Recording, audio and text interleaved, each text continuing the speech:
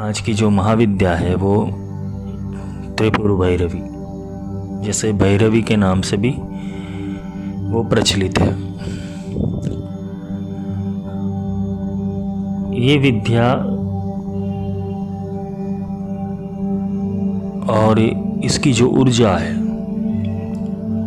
वो ऊर्जा साधारण रूप में देखने जाए तो हर किसी के जीवन के अंदर जब साधना का समय पक जाता है, जब उसको अंतरात्मा पुकारती है कि भाई अब बस हो गया, माया हो गई, जीवन जी लिया, या तो उसकी एक जिज्ञासा, उसकी एक खोज जब उसको अपने अस्तित्व की ओर ले आती है, उसको जब समग्र संसार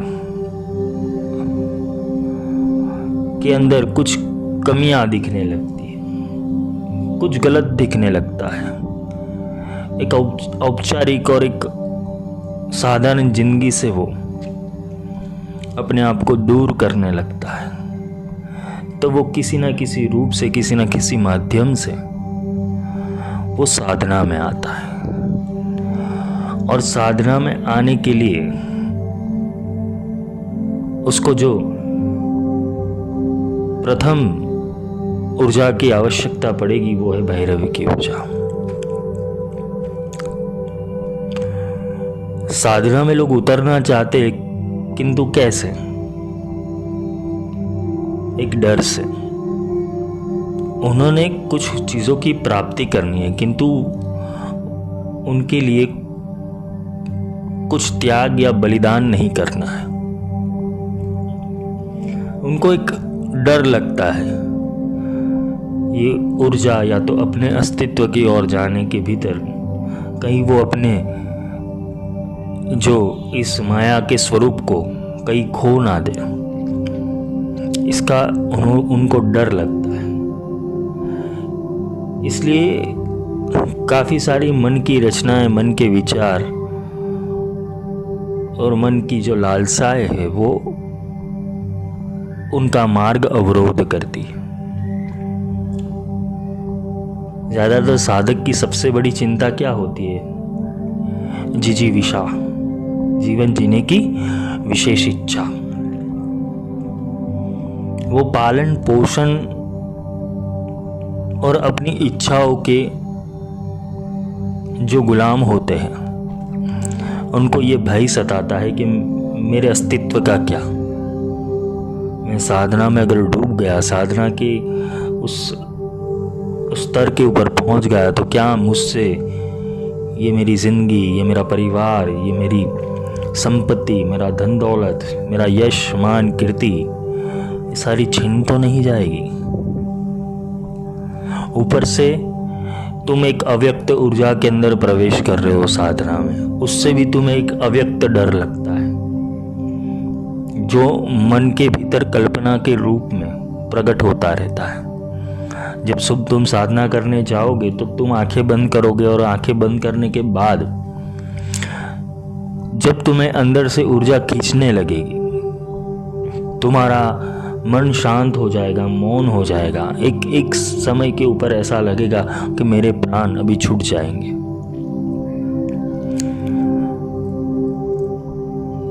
तो ये अवस्था के अंदर वो भैरवी काम करती है।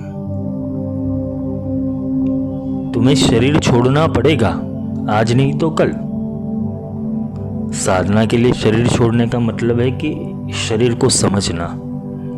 तुम शरीर ही नहीं हो, तुम्हारा शरीर ही सब कुछ नहीं है। शरीर एक माध्यम है, शरीर एक कार्य प्रणाली है, एक तंत्र है, एक सिस्टम है, जिसके भीतर उतर के तुम ये ब्रह्मांड को, उसकी गतिविधि को और ऊर्जा को,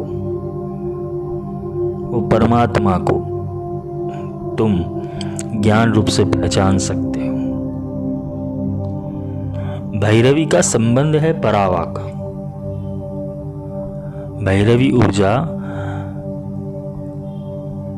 वो परावाक से जुड़ी हुई है।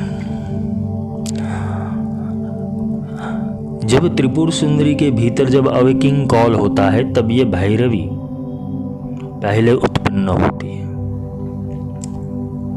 और भैरवी उत्पन्न होने से तुम साधना में दृढ़ होते हो, तुम विकारों को काटते चले जाते हो। तुम्हारे लिए सत्य क्या है? मंत्र मूलम गुरुर्वाक्यम। तुम अपने गुरु के आदेश, गुरु के वचन और गुरु के जो नियम है उसके पालन और पोषण में लग जाते हो। तुम एक निर्भय अवस्था को प्राप्त कर लेते हो, और वो निर्भय अवस्था में जाने से तुम अपने सारे मन के जो आयुध है, भय, भ्रांति, स्तुति, लज्जा, निंदा, इसको काटते चले जाओगे। क्योंकि अगर वाकई में देखने जाओ तो मन है वो एक एक करके राक्षसों को छोड़ता जाएगा। कभी राग को छोड़ेगा, कभी द्वेष को छोड़ेगा, कभी शंका को छोड़ेगा, कभी निंदा को छोड़ेगा, कभी घृणा को छोड़ेगा, कभी असंतोष को छोड़ेगा। ये एक एक करके जो बाण है वो चलाता जाएगा। इस हेतु जो भैरवी है वो तुम्हारी पंच मात्राओं से जुड़ी हुई है, पंच ज्ञानेंद्रिय कर्मेंद्रियों से जुड़ी हुई है, पंच तन मात्र सहायिका। तो ये पंच तन मात्रा वो भैरवी की ऊर्जाओं को स्थिति देती है, क्रिया देती है, वो एक्टिव प्रोसेस में लाती है। और ये पंच तन मात्रा कहाँ पे जुड़ी हुई है? तुम्हारे मूलाधार में। तुम्हें आकाश तक जाना है तो पहले पृथ्वी से तो उड़ान भरनी पड़ेगी। तुम हो पृथ्वी के ऊपर, तुम जुड़े हो पृथ्वी से, तुम्हारा शरीर वो पृथ्वी तत्व का है। तो वो पृथ्वी तत्व से तुम्हें आकाश की ओर जाना है, मूलाधार से सहस्त्रार की ओर जाना है। तो ये जो भैरवी का फोर्स है वो तुम्हारे मूलाधार में है। वहां एक अग्नि का प्रागट्य है। भैरवी यानी रुद्र शक्ति। भैरवी का अर्थ होता है रुद्र, रुद्र का स्वरूप होता है अग्नि। इसीलिए ललिता सहस्त्र नामावली में उसे चिदग्नि कुंड संभूता बोला गया। ये चित्त की अग्नि है, ये जिज्ञासा की अग्नि है, ये परम में खोज लगाने की जो तुम्हारी जिज्ञासा है उसकी अग्नि है, ये ज्ञानाग्नि है। भैरवी का अर्थ ये भी होता है, भैरव का अर्थ होता है भैरवः, भय को दूर करना, भय को काटना, भय को सम्मोहित करना, भय का विद्वेषण करना, भय का उच्चाटन करना।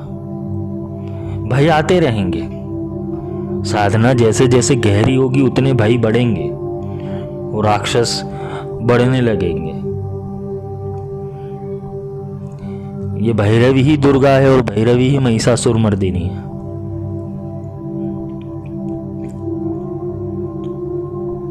महिष का अर्थ होता है भैंसा, भैंसे का बच्चा, महिष।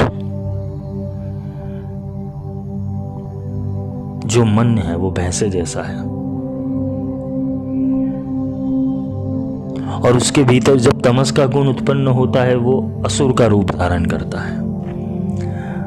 तो ये महिषासुर कौन है? जो तुम्हारी इंद्रियों का दुरुपयोग करके, तमोगुण के भीतर दुरुपयोग करके तुम्हें काम, क्रोध, लोभ, मोह, ईर्ष्या, निंदा, राग, द्वेषी अष्टपास में जो अष्ट शक्तियों से जो तुम्हारे ऊपर, तुम्हारे दुर्गम पे ऊपर, तुम्हारी दुर्गा के ऊपर, तुम्हारी शक्तियों के ऊपर जो वार करता है वही महिषासुर है। इस हेतु भैरवी का प्रागट्य हुआ था। जब साधक साधना में जाता है तो साधना में जाने के पश्चात उसको कुछ चीजों का जो अव्यक्त ऊर्जाएं है, मन है, मन के विकार है, मन की स्थिति है। क्योंकि मृत्यु कौन नहीं चाहता? मृत्यु तुम्हारा मन नहीं चाहता, वो जीना चाहता है।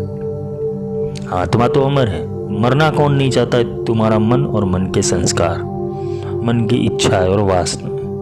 अगर तुम साधना में लीन हो गए, तप में लीन हो गए, तो ये सारी चीज़ों का तुम त्याग कर दोगे और मन तुम्हें ये सारी चीज़ त्याग नहीं करने देगा। इसलिए वो असुर का रूप धारण कर लेता है। कभी कभी वो बहुत कामी हो जाता है, कभी कभी वो बहुत क्रोधी हो जाता है। इसलिए दुर्गा सूक्त में बोला गया है त्वाम अग्निवर्णाम तपसो ज्वलंती वैरोचनी कर्म फलेषु दुर्गा। वो अग्निवर्णा है, भैरवी का जो तेज है, भैरवी को जो ऊर्जा है वो अग्निवर्णा है। और कौन सी अग्नि? चिदग्नि कुंड संबोधा, देव कार्य समुद्यता। तो देवताओं के कार्य के लिए तुम्हारे देव कौन है? तुम्हारी पंच इंद्रिया, वो देव है, क्योंकि एक एक तत्व से एक एक इंद्रिय जुड़ी हुई है।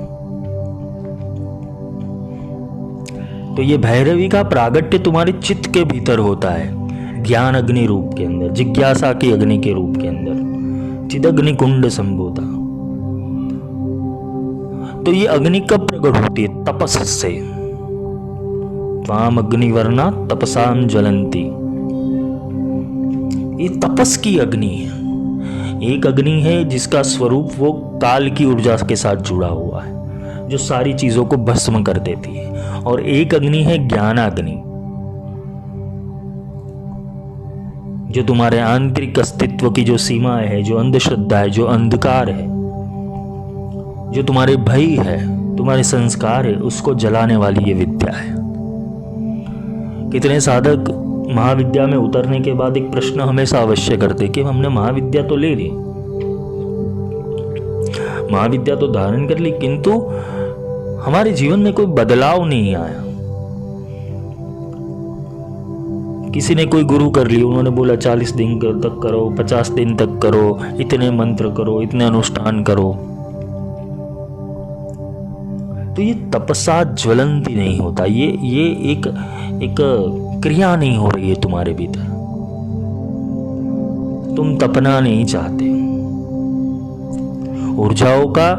ऊर्जा कब अवकाश में आती है? ऊर्जा का अस्तित्व कब तुम्हारे भीतर से प्रकट होता है? जब तुम उसकी तपोअग्नि के भीतर अपने सारे संस्कार और अंधश्रद्धा को हवन कर दोगे, स्वाहा कर दोगे। ये जो स्वाहा है वो अग्नि की पत्नी है। स्वाहा का अर्थ भी भैरवी ही होता है। मूलाधार में जो कुंडलिनी है, वो कुंडलिनी शक्ति, वो भी भैरवी का ही प्रतीक है। वो फोर्स है, वो ऊर्जा है। ये ऊर्जा जब चलती है तो सारे आने वाली जितनी भी बाधा है उसको निस्तो नाबूद कर देती है।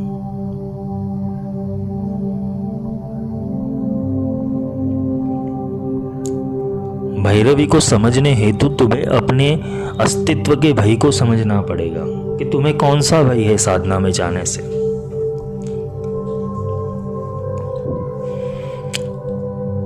अगर सच बात बताए तो ये भुवनेश्वरी का खेल है, भुवनेश्वरी का खेल है और उसका नाट्य है।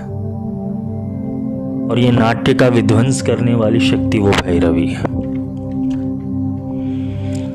भुवनेश्वरी ने माया का विस्तार किया, सब विस्तार किया।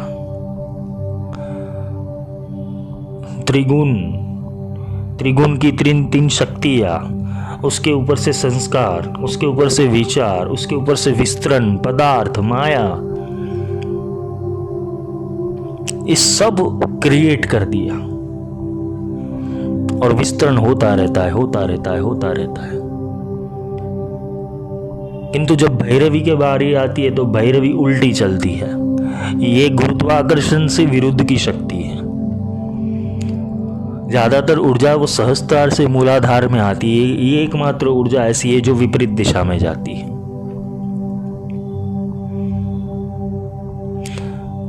तो भैरवी वो प्रथम सोपान है। तुम्हें अपने भय को हर लेना पड़ेगा, अपने भय को निस्तो नाबूद कर लेना पड़ेगा। जब तुम्हारे भीतर भय समाप्त हो जाएगा तो तुम माया को स्पष्ट रूप से देख पाओगे। दृष्टा और साक्षी के लिए, दृष्टा और साक्षी अवस्था में तुम भय को स्पष्ट रूप से देख पाओगे। रक्त बीज वधे देवी चंड मुंड विनाशिनी, ये एक चंडी है। मन के राग और द्वेष को काटने वाली, शंका और कुशंका को काटने वाली ये ऊर्जा है। और ये ऊर्जा प्रकट कैसी होती है? त्वाम अग्निवर्णाम तपसाम ज्वलंती तप से ही अग्नि प्रकट होती है। ये तपोबल है तुम्हारा। ये एक ब्रह्मचर्य की विद्या है। ब्रह्मचर्य का अर्थ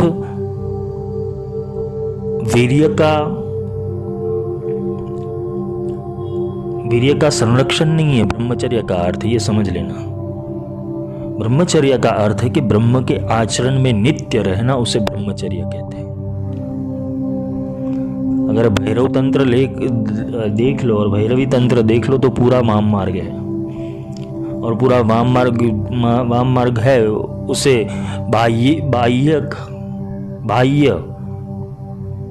ब्रह्मचर्य से कोई लेना देना नहीं है।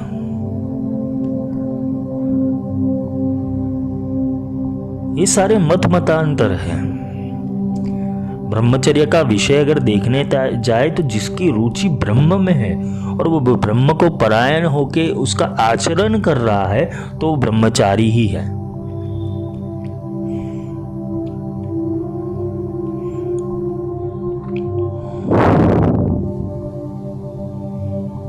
तो वो ब्रह्मचारी ही है। दुर्वासा को प्रश्न पूछा गया कि सारी पृथ्वी के ऊपर सबसे बड़ा ब्रह्मचारी कौन है? तो दुर्वासा ने उत्तर दिया कि सारी पृथ्वी के ऊपर एक ही मात्र पूर्ण रूप से ब्रह्मचारी है, वो है श्री कृष्ण। तो अब श्री कृष्ण को देख लो कि श्री कृष्ण ने अपना पूरा जीवन में कितनी लीलाएं की, कितनी रानियां हुई, कितनी पटरानियां हुई, कितनी गोपिका हुई।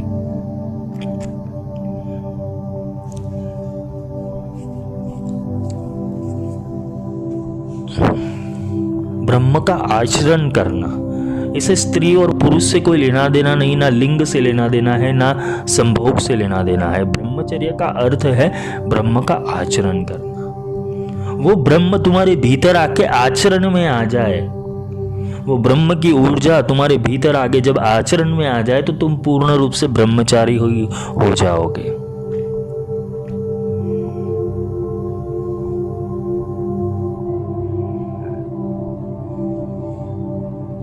तुम्हारा शरीर का अस्तित्व वो एक माया है।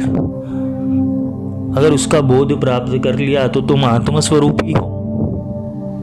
तुम आत्मा से विशेष कुछ हो ही नहीं, क्योंकि ये शरीर ने नाम लिया हुआ है, ये शरीर ने संस्कार लिए हुए हैं, ये मन ने विचार धारण करके अपना सेटअप फिक्स किया हुआ है, प्रोग्रामिंग फिक्स किया हुआ है, उस हिसाब से तुम जी रहे हो।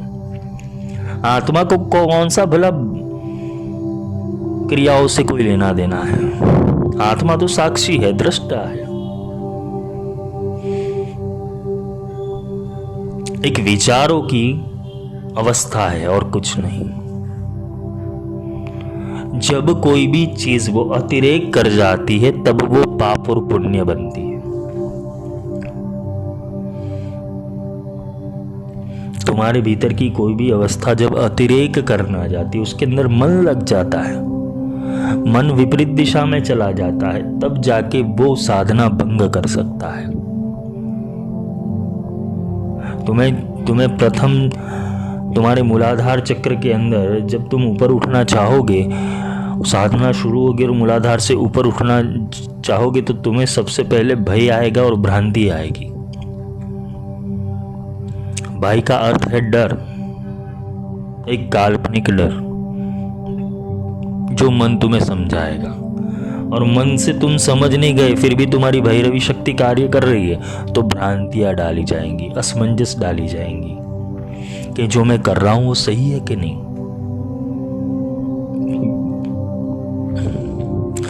फिर दूसरे पायदान में जाते हो, स्व अधिष्ठान के अंदर जाते हो, तब क्या होता है? स्वाधिष्ठान, मूलाधार का अर्थ है मूल आधार पे आना। तुम्हारा मूल आधार कौन है? आत्मा।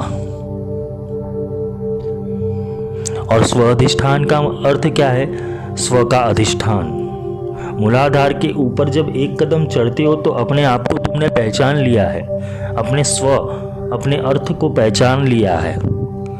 और स्वाधिष्ठान का अर्थ है कि अपने स्वस्वरूप के अंदर स्थित रहना, तभी जाके वो स्वाधिष्ठान की ऊर्जा तुम्हारे लिए कार्य करती है। अपने अस्तित्व के ऊपर कायम रहना, अपने ज्ञान और बोध के ऊपर कायम रहना, उसे स्वाधिष्ठान कहते हैं।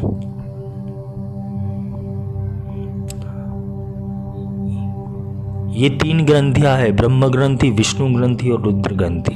ये तीनों ग्रंथियों का भेदन करना है तुम्हें। तो स्वाधिष्ठान के अंदर जो ऊर्जा है वो काम ऊर्जा है, और काम ऊर्जा का वो फोर्स है, वो एक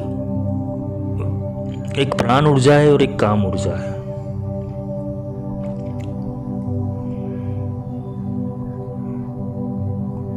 प्राण ऊर्जा है वो ऊपर से नीचे आती है, और काम ऊर्जा है वो नीचे से ऊपर जाती है। अगर तुम्हारा काम प्रेम में बदल दिया जाए, तुम्हारी वासना वो प्रेम में बदल दी जाए, तुम्हारी आसक्ति वो आनंद में बदल दी जाए, तो तुम भैरवी के साधक बन सकते हो।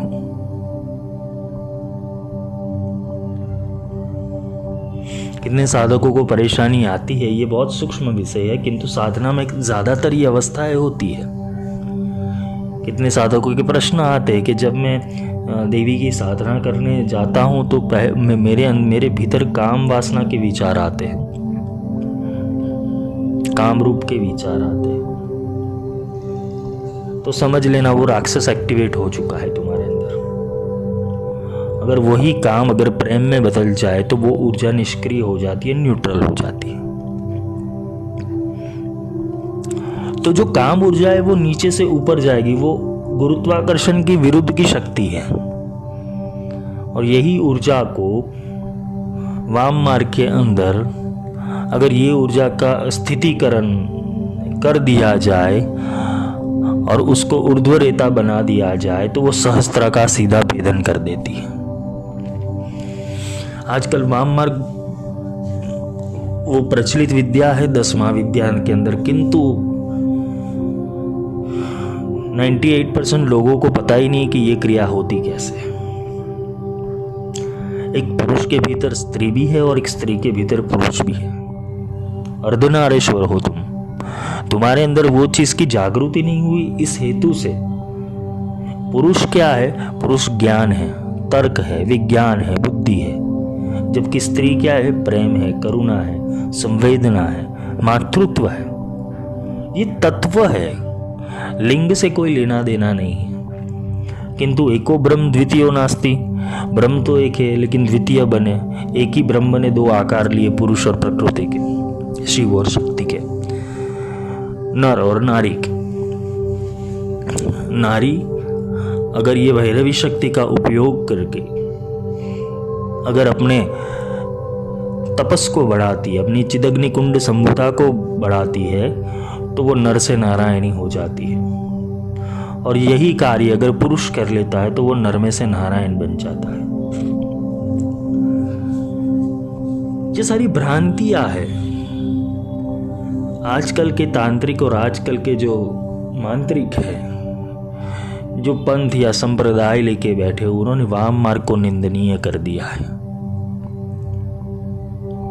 इसके ऊपर ज्यादातर लोग कुछ बोलते नहीं है। इसका कारण ये भी है कि तुम पैटर्न्स और प्रोग्राम के अंदर फंसे हुए, तुम्हें सही ज्ञान और सही नॉलेज मिला नहीं है। ज्यादातर पंचमकार की बात आती है, तो पंचमकार के अंदर भी विविध प्रकार के विश्लेषण हैं। शास्त्रों ने उसका अर्थ अलग से समझाया और बाह्य पदार्थों ने उसका अर्थ अलग से लिया हुआ है। तो ज़्यादातर लोग वो बाह्य पदार्थों से पंचमकार करते हैं, और जो ज्ञानी होते हैं, जो विद्वान होते हैं, वो आंतरिक रूप से पंचमकार करते हैं। तो भैरवी वो तप है, वो तप से ही, वो तप कैसे पैदा होगा तुम्हारे भीतर? जिज्ञासा से। अथा तो ब्रह्म जिज्ञासा, अथा तो धर्म जिज्ञासा। तुम स्वमूलक हो जाओगे, आत्ममूलक हो जाओगे, तुम्हारा केंद्र आत्मा रह जाएगा भैरवी के अंदर। तुम अपने आप को एक छोटे से बिंदु से एक विस्तरण करना चाहोगे, अपनी ऊर्जा को, तुम निर्भय होना चाहोगे, तुम सारी चीजों को संकल्पित और विकल्पित करना चाहोगे, तब जाके ये ऊर्जा तुम्हारे भीतर से प्रकट होगी। जो संकल्प की ऊर्जा है, वो संकल्प की ऊर्जा ही भैरवी है। वो सूक्ष्म रूप से, ज्योति रूप से तुम्हारी कुंडलिनी के भीतर उस सुषुप्त अवस्था में और निष्क्रिय पड़ी हुई है। जब वो ऊपर से पुकार लगती है, नाद अनुसंधानम संहिता संधि ही, तो वो नाद का जब अनुसंधान करते और संहिता के अंदर स्थिर होते, उसका अवेकिंग होने के लिए तुम्हें दो रूप से क्रिया में लिया जाता है। एक जो ज्ञान अवस्था है वो, और एक हठ योग। तो हठ योग से तुम प्राणायाम को सिद्ध करोगे, प्राणों की ऊर्जा को सिद्ध करोगे, प्राणों की ऊर्जाओं का एक जो उसका रूपांतरण है वो तुम करना शुरू करोगे। और अंदर से जब गुरु तुम्हें ज्ञान देंगे और ज्ञान मार्ग से तुम्हारी इंद्रियों को और तुम्हारे मनस को, तुम्हारी चेतना को, तुम्हारे चित्त को अपने ज्ञान से ऊर्जावान बनाएंगे। अब तुम्हारे संशय को जब गुरु काटेंगे, तुम्हारे संदेहों को काटेंगे, तुम्हारे अज्ञान को दूर करेंगे, अंधकार को दूर करेंगे, तुम्हारे भय को काटेंगे गुरु, तब जाके वो भैरवी तुम्हारे भीतर से प्रकट होगी। मन एक वास्तविक कल्पनाओं का क्रिएशन करता है और वो क्रिएशन तुम्हारी चिदग्नि के ऊपर आता है। और चिदग्नि के आने के ऊपर तुम एक लज्जामान, एक मूढ़ अवस्था में प्रवेश कर जाते हो, एक मूर्ख अवस्था में प्रवेश कर जाते हो। तुम्हारे ऊपर इतने सारे संस्कार डाले जाते हैं कि भाई विद्या मत करना, मंत्र मत करना, उपासना मत करना, महाविद्या में मत जाना, वो तुम्हें मार डालेगी, तुम्हें जला देगी। काफ़ी बार बगलामुखी के साधक है, बगलामुखी के लिए कुछ महात्माओं ने ऐसा बोला गया है कि वो कर्मों को काट डालती है, तुम्हारे पुण्यों को भस्मीभूत कर डालती है, तुम्हारे बचे हुए कर्मों को ले लेती है। ऐसा कुछ नहीं है। तुम्हारी जितनी निष्क्रिय फाइलें होगी, करप्ट फाइल होगी, ट्रेस फाइल होगी, उसको तो निस्तो नाबूद करना ही पड़ेगा। जब तुम ध्यान पहले लगाओगे तुम्हें बहुत सारे विचार आएंगे, तुम स्थिर ही नहीं रह पाओगे जब तक हठ योग से तुम प्राण को स्थिर नहीं करोगे, मन को स्थिर नहीं करोगे। मन को स्थिर दो रूप से किया जाता है, एक आंतरिक रूप से, एक बाह्य रूप से। बाह्य रूप से तुम अपनी सांसों के ऊपर प्राण गति को स्थिर करते हो और आंतरिक रूप से वो ज्ञान अवस्था को प्राप्त करते हो। जब ये दोनों का संकलन होता है तभी जाके तुम एक तार रूप से साधना में प्रवेश कर पाते हो। ज़्यादातर लोग क्या करता है, बाह्य रूप से मंत्र ले लेते हैं, प्राण योग कर लेते हैं, हठ योग कर लेते हैं, किंतु आंतरिक रूप से वो अभी परिशुद्ध नहीं है। आंतरिक रूप से उनकी जो चेतनाएं हैं वो अलग अलग डिवीजन में बांटी हुई है। मंत्र तो ऐसे ही करने चाहिए, माला तो ऐसी ही पकड़नी चाहिए, साधना ऐसी क्रम से होनी चाहिए, ये पैटर्न्स बना दिए है, जिस हेतु से क्या होता है कि तुम मुख्य मार्ग के ऊपर आ ही नहीं सकते, तुम घूमते रहते हो। तुम बिंदु के आजू बाजू जो वृत्त है वैसे ही सर्कल में घूमते रहो, तुम बिंदु तक नहीं पहुंच सकते। उसका एक ही कारण है, क्योंकि ये पैटर्न्स काम कर रही है तुम्हारे भीतर। अगर जो सच्चा भक्त होगा, जो सच्चा गुरु भक्त होगा, अपनी गुरु को मानने वाला होगा, वो गुरु के अलावा किसी से ज्ञान अर्जित नहीं करेगा। क्यों? कि तुम बाहर से कोई ज्ञान ले आओगे तो वो भी एक पैटर्न्स बन जाएगी तुम्हारे अंदर। तुमने बहुत सारी किताबें पढ़ ली तो वो किताबों से क्या होगा, तुम्हारा सबकॉन्शियस माइंड का सत्यानाश हो जाएगा। मैं ये भी वीडियो देख लूँ, वो भी वीडियो देख लूँ, ये भी जान लूँ, वो भी तुम बहुत सारी चीज़ों के अंदर अपना मन डाइवर्ट कर रहे हो। तो जब तुम साधना में बैठोगे, तुम्हें साधना में बैठने के बाद वो वीडियो याद आएगा, वो बुक याद आएगी, वो PDF याद आएगा कि इसमें तो ऐसा लिखा था, तो तुम्हें तो मूल शक्ति की ओर जाने से ये सारी चीज़ें ही रोक डालेगी। तो गुरुगम्य ज्ञान ही क्या है? मंत्र मूलम गुरुर्वाक्यम। तो गुरुगम्य ज्ञान क्या है कि जो गुरु बोलता है वही तुम करो, क्योंकि गुरु ने अनुभव से वो सिद्ध किया हुआ है। इसलिए गुरु से दिया हुआ मंत्र होता है वही सिद्ध मंत्र होता है। क्यों? क्योंकि उन्होंने वो तपसा ज्वलंती को सिद्ध किया हुआ है। अपने तपस की अग्नि से वो तुम्हें मंत्र देते हैं अपनी कुछ चेतना का हिस्सा काट के वो तार ज्वाइंट करते हैं तुम्हारे भीतर। वो दीक्षा का अर्थ ये होता है कि गुरु की जो ऊर्जा है वो तुम्हारे भीतर, वो चेतना, वो सिम कार्ड रूप से एंटर करना, एक बीज रूप से इम्प्लांटेशन करना, उसे ही दीक्षा कहते हैं। गुरु जब अपना हाथ आपके सहस्त्रदल के ऊपर रखते हैं या तो आपके मस्तिष्क के ऊपर रखते हैं, तब जाके अंदर सोई हुई शक्ति का आवाहन करते हैं, आपके मूलाधार को संकल्प से जागृत करते हैं, वो बीज डालते हैं मूलाधार में। वो सहस्त्रार के बिंदु से वो नीचे आता आता बीज, जैसे तुम्हारे चक्र हो गए, जैसे जितने अवरोध हो गए, तुम्हारे 7 अवरोध है, 7 ज्ञान है, 7 विज्ञान है और 7 अज्ञान है। इसको पार करता करता हुआ बीज जब मूलाधार में चला जाएगा, और मूलाधार के अंदर जब साधक, इसमें 2 अवस्था है समझ लो, गुरु वो तुम्हारा सहस्त्रदल है और साधक क्या है, वो मूलाधार है। गुरु वो शक्ति, गुरु वो शिव है, जबकि साधक क्या है, वो शक्ति है। जब वो बीज नीचे चला जाएगा, लेकिन ये 7 अवरोध आएंगे उसके बीच में, वो अवरोधों को पार करता हुआ बीज वो मूल में जाएगा और फिर जाके वटवृक्ष बढ़ेगा। ये ब्रह्मांडीय संकल्प है।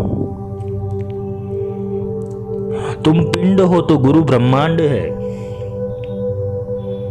जो पिंड में पड़ा है वही ब्रह्मांड में पड़ा है। पिंडेसो ब्रह्मांडे।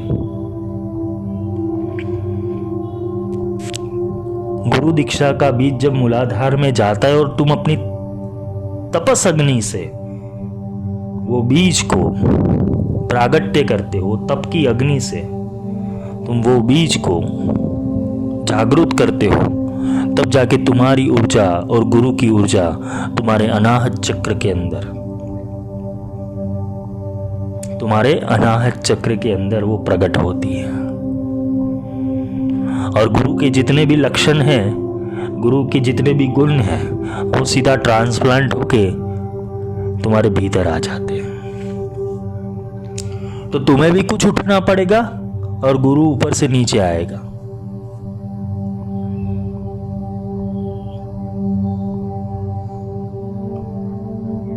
ज्ञान, त्वं ज्ञानमयो विज्ञानमयोसि, तुम साक्षात आत्मा से नित्यम, तुम साक्षात आत्मा के स्वरूप में नित्य विराजमान हो। तो भैरवी जो है वो भी मूलाधार की शक्ति है और गणपति है वो भी मूलाधार की शक्ति है। सारे देवताओं का जो केंद्र बिंदु है वो मूलाधार है, क्योंकि वहां गणाधीश वो गणपति बैठे हुए हैं, वो महासंकल्प है। और यही संकल्प को चलाने वाली जो शक्ति होती है वो भैरवी होती है। देवताओं को भी डर लग जाता है ये असुरों से लड़ने के लिए। हम लोगों ने पुराण पढ़े हुए, तभी जाके देवी का आह्वान हुआ और सारे देवताओं ने अपने तप से जो जो इकट्ठा किया है वो देवी के अंश के भीतर डालते गए। तुम दुर्गा का अस्तित्व ले लो तो दुर्गा की उत्पत्ति सारे देवताओं के अंश से हुई है। यानी तुम्हारे जो भीतर जितने भी गुणों का समूह है, जो सद्गुणों का समूह है, वो देवता है, वो एक एक बीज वो शक्ति को देंगे, वो ऊर्जा को देंगे, तब जाके तुम्हारे भीतर से वो दुर्गा की उत्पत्ति होगी, वो भैरव की उत्पत्ति होगी। तो सद्गुण को ऊर्जा कौन देगा? ज्ञान देगा। और ज्ञान कहां से आएगा? गुरु के पास से।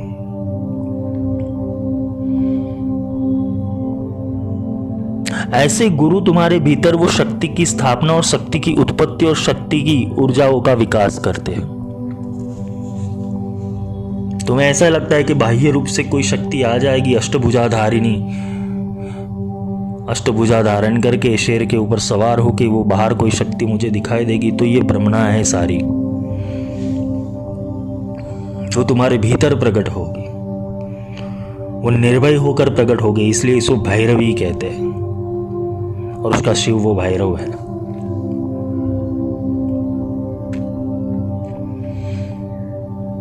तपना पड़ता है, सीखना पड़ता है। तप बहुत सारे प्रकार के। तप बहुत सारे प्रकार के, किंतु एक ही तप तुम्हें काम आएगा, वो है कि गुरु मंत्र मूलम गुरुर्वाक्य। अगर तुम्हें वाकई सिद्धि चाहिए, वाकई ऊर्जा चाहिए, वाकई शक्ति को सिद्ध करना है, तो सिर्फ गुरु की आज्ञा में रहो।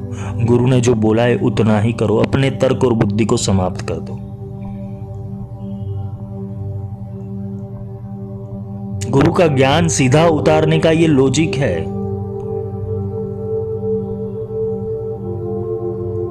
गुरु के ऊपर पहले विश्वास करो, विश्वास के बाद उनको पहले समझ लो।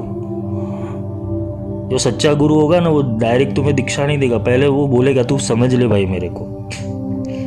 वो क्रय विक्रय के जंजाल में पड़ेगा ही नहीं, वो बोलेगा अभी बहुत देर है, तू पहले समझ ले।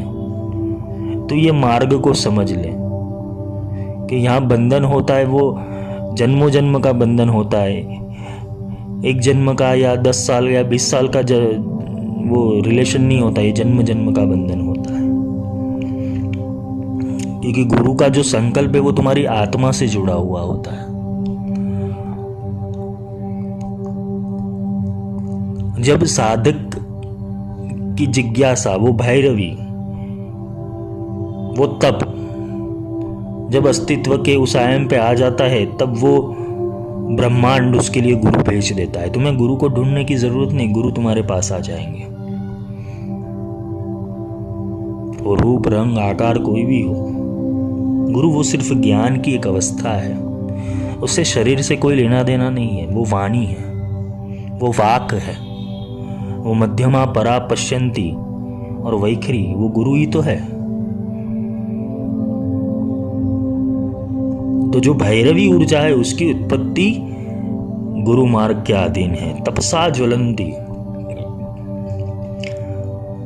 एक ही 2 प्रकार के याग होंगे तुम्हारे भीतर। एक याग या तो तुम गुरु के हिसाब से हो जाओ, या तो फिर तुम्हें सच में जिज्ञासा है, तुम्हें पता नहीं, तो गुरु तुम्हें अपने हिसाब का कर देगा। इसलिए गुरु जो शिक्षा लेता है, तो गुरु कसौटी भी पार करनी होती है, गुरु परीक्षा भी पार करनी होती है, गुरु लीला भी पार करनी होती है। तो गुरु परीक्षा तुम्हारे दुर्गुणों की लेगा, तुम्हारे मन की परीक्षा लेगी, तुम्हारी परीक्षा कतई नहीं लेगी कि अभी भी इसका मन सुधरा है कि नहीं सुधरा है, ये एक मार्ग में चल सकता है कि नहीं चल सकता। तुम्हारे भीतर विनय प्रकट हुआ, तुम्हारे भीतर विवेक प्रकट हुआ, तुम्हारे भीतर वो जिज्ञासा प्रकट हुई, वो बोध प्रकट हुआ। तुम संस्कारित हो, तुम मन से चलने वाले हो या आत्मा से चलने वाले हो। तुम पहले विनायक बने कि नहीं, तुमने विनय को धारण किया कि नहीं। पहले तुम गणपति तो बनो मूलाधार के। तुम्हारी अवस्था विशेष गुण लक्षी और विनायक सिद्ध विनय वाली काया तुमने धारण की कि नहीं की।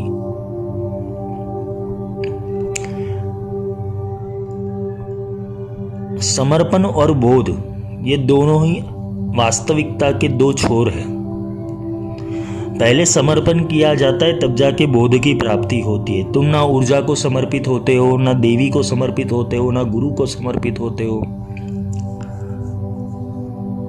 तुम्हारा समर्पण मन लक्षी है, आत्मलक्षी नहीं है। मन लक्षी समर्पण कैसा होता है? मन लक्षी समर्पण कैसे होगा कि तुम्हारे पास से कोई एक छोटी बच्ची जा रही है, वो कुछ तुम्हारे पास से मांग रही है, पैसे या तो कुछ खाना, तो तुम क्या करोगे? 5 रुपये का बिस्कुट ले लिया और उसको दे दिया।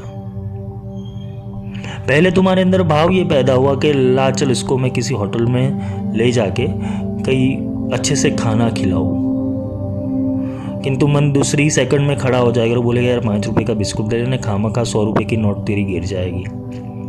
तो ये जो ऊर्जा का विकास होने वाला था, वो ये अंदर की आत्मा का विकास होने वाला था, वो रुकना हो जाना बंद हो गया। क्यों? तुमने वो गुण को अवलंबित करके मन उसके ऊपर चढ़ गया। ठीक है 5 रुपये का बिस्कुट दे दे, जाने दे।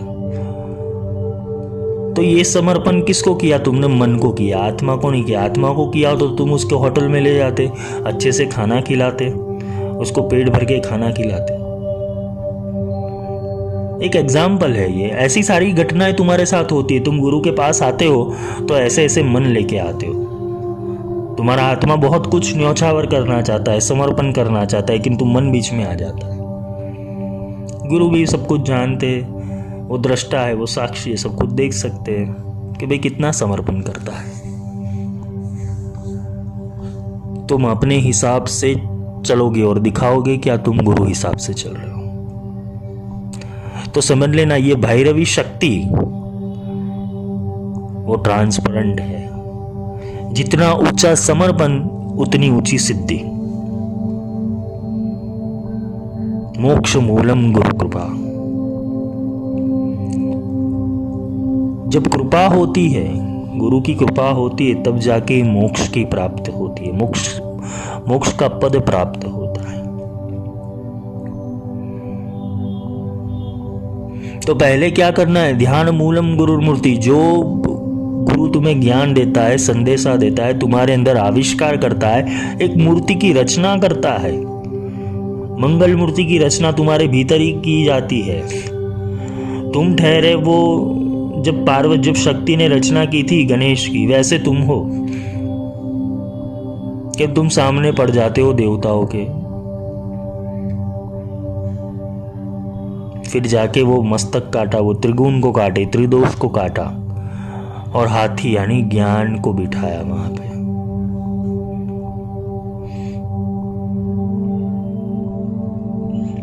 तो गुरु ज्ञान दे के और तुम वो ज्ञान के ऊपर अनुचरण करोगे तो तुम ही मंगल मूर्ति बन जाओगे। और वो मंगल मूर्ति सारे गुणों के समुदाय को लेके, संकल्प को लेके आगे बढ़ते हैं और फिर उनके साथ भैरवी जुड़ती है। तपसा ज्वलंती।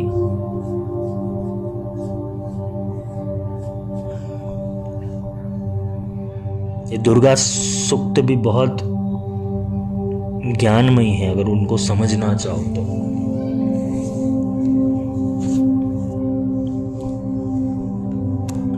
तो ये होती है अवस्था। जितना ऊंचा समर्पण उतनी ऊंची सिद्धि।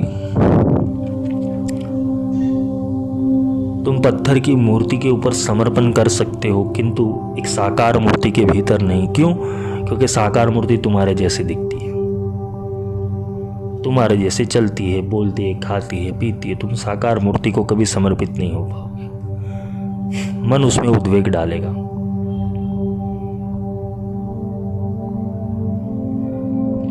ये गुरु वाक्यम है, गुरु रहस्य है। ये गुरु का अर्थ शरीर नहीं है, गुरु का अर्थ ज्ञान से, बोध से, प्राप्ति से। जो तुम्हारे संशय काटे वो तुम्हारा गुरु बन सकता है। जो तुम्हारे प्रश्नों का उत्तर दे वो तुम्हारा गुरु बन सकता है।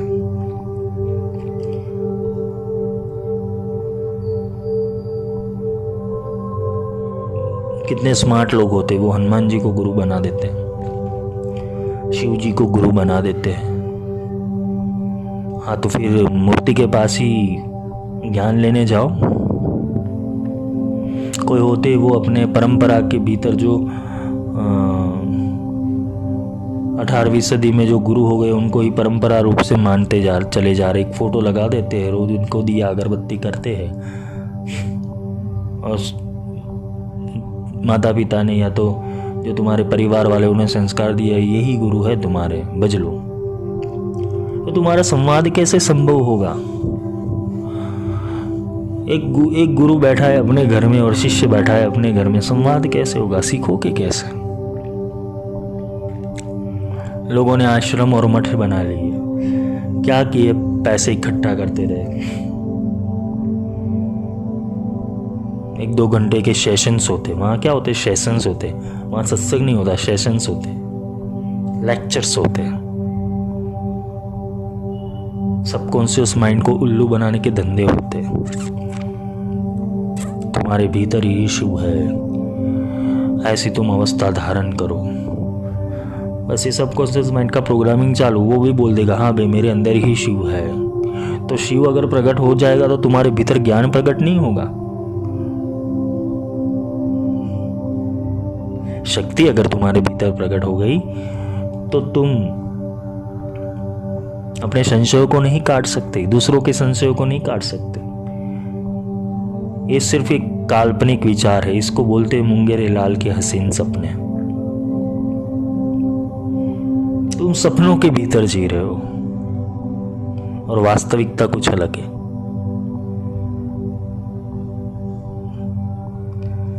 तो जो भैरवी शक्ति है वो तुम्हारे भय को काटने वाली शक्ति है। ये रौद्रता है और युद्ध की देवी है। ये ऐसे युद्ध की देवी है जिसने विजय को प्राप्त कर लिया है, जिसने साधना को पूर्ण कर लिया है, जिसने अपने भीतर के संग्राम को जीत लिया है। ये उसकी देवी है भैरवी। भैरवी का जो प्रयोजन है वो प्रलय के साथ भी जुड़ा हुआ है। दो प्रकार के प्रलय है, एक नित्य प्रलय है और एक महाप्रलय है। नित्य प्रलय रोज होता है तुम्हारे भीतर, एक दिन खत्म हो गया उसका प्रलय हो गया। एक दिन के संस्कार, एक दिन की इच्छा, एक दिन का मन की अवस्था, एक दिन की आत्मा का विकास, वो चला गया। नित्य प्रलय होता रहता है। प्रकृति कहती है कि तुम अपनी कुछ सांसें गिन के नीचे आए हो। विधाता ने भी बोला है तुम अपनी निश्चित सांसों के साथ ही नीचे आए हो। लिखा ही गया है तुम इतने ही सांस लेने वाले हो, इतने सांस के बाद तुम्हें शरीर छोड़ना पड़ेगा। वो नित्य प्रलय हो ही रहा है, रोज एक दिन कम हो रहा है, उसे नित्य प्रलय कहते हैं। रोज अज्ञान अंधकार को काटो, अज्ञान को काटो, रोज एक एक गुण के ऊपर विजय प्राप्त करो, एक एक सद्गुणों को तुम्हारे भीतर धारण करो। ये नित्य प्रलय की प्रक्रिया के अंदर तुम्हारी देव शक्ति तुम्हें बढ़ानी पड़ेगी, तब जाके तुम साधक के पूर्ण रूप की अवस्था के अंदर आओगे। दूसरा प्रलय होता है महाप्रलय, जिसका संबंध छिन्नमस्ता के साथ है, और जो भैरवी है वो नित्य प्रलय के साथ है। प्रतिक्षण व्यक्ति और वस्तु जो नष्ट होती है, ये नष्ट करने वाली जो शक्ति है वो रुद्र की शक्ति है। ये विनाश की देवी होने के हेतु इसको यम शक्ति भी कहते हैं। और जो यम की अग्नि है, उसकी जो सत्ता है वो दक्षिण में है। इस हेतु से ही यम को दक्षिण का दिक्पाल कहते हैं। दक्षिण यानी तुम्हारा मूलाधार,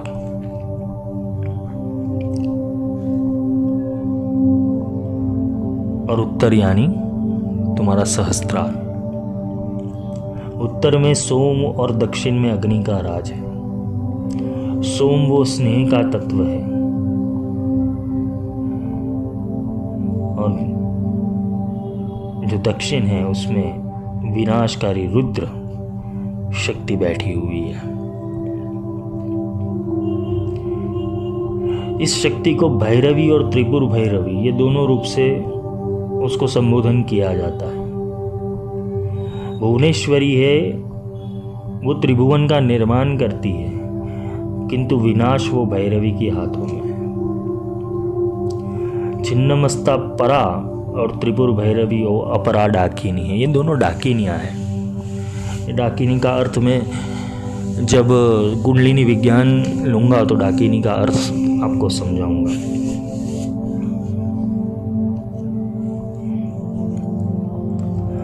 तंत्र परंपरा के भीतर देवी और विद्या के दो मुख्य मार्ग है, एक सौम्य और एक रौद्र। भैरवी ऊर्जा है वो रौद्र और भयंकर स्वरूप की विद्या है, वो तेजस आदिम ऊर्जा है। ये प्रकाश और उष्मा का जो परिवर्तन है वो कैसे होता है, उसका सिद्धांत वो भैरवी सिद्धांत है। तेजस और अग्नि हमको डर देती है, क्योंकि वो सारी पहचान, अस्मिता, अहंकार और अज्ञान और सरहदों को जलाकर भस्म कर डालती। वो सारे ब्रह्म यानी कि ज्ञान और अज्ञान की जो सारी सीमाएं उसको नष्ट कर देती है।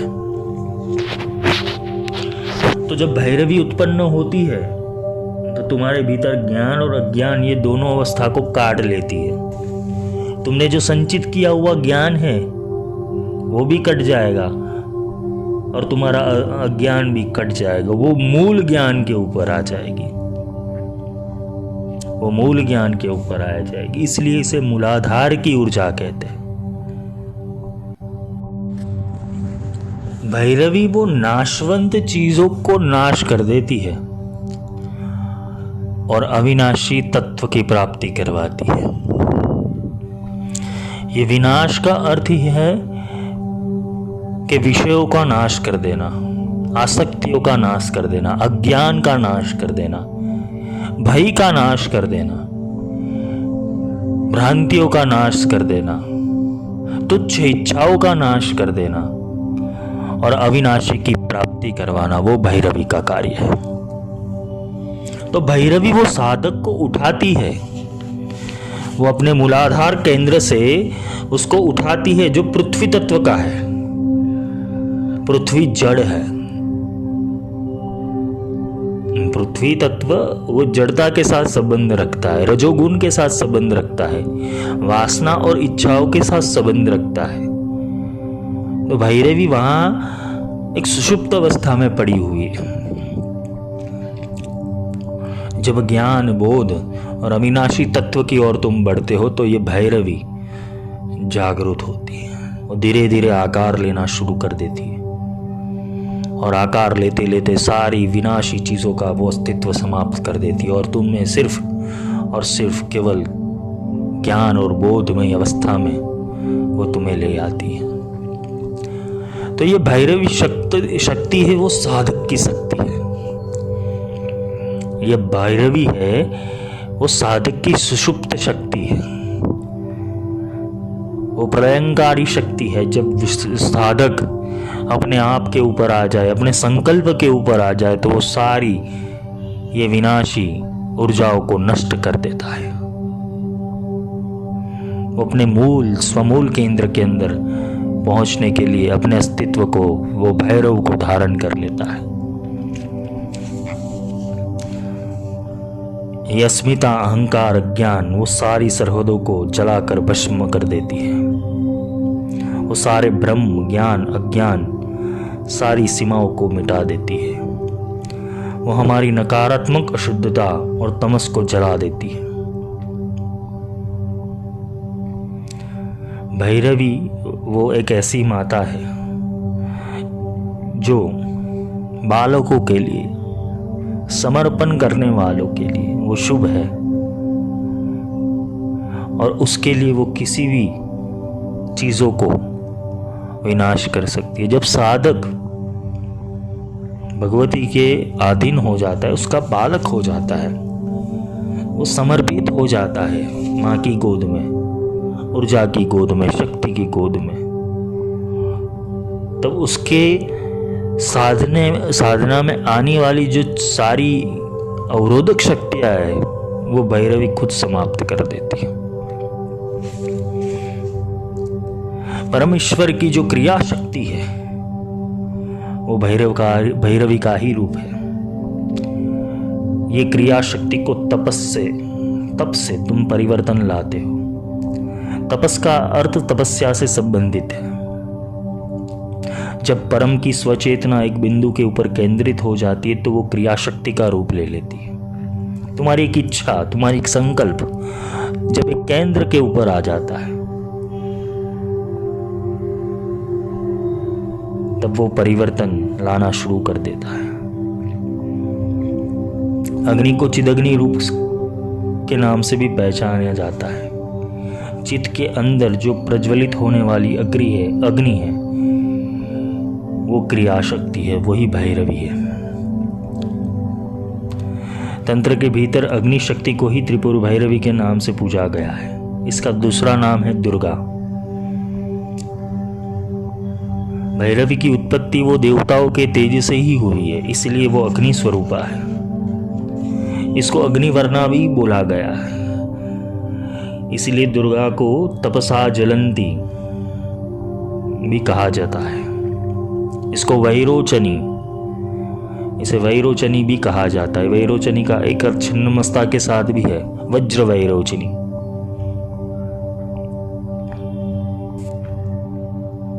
योग परंपरा के भीतर त्रिपुर भैरवी वो कुंडलिनी शक्ति है। उसके दो रूप है, एक सुषुप्त और एक जागृत।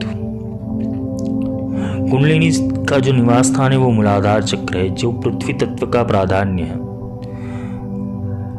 यहाँ वो शक्ति शांत, निष्क्रिय और संभावना के स्वरूप में पड़ी हुई है। ये सुषुप्त अवस्था पूर्णतः एकत्व की धारणा की अवस्था है। ये मूलाधार त्रिकोण में त्रिकोणाकार होने के वजह से इसको त्रिकोणांतर दीपिका के रूप में भी पहचाना जाता है। अर्थात ये तुम्हारे त्रिकोण यानी तीन गुणों के समूह जो तुम्हारे मूल अस्तित्व के आधार है, इसके भीतर एक दीपक का प्रागट्य होना, एक अग्नि का प्रागट्य, एक जिज्ञासा की प्राप्ति होना।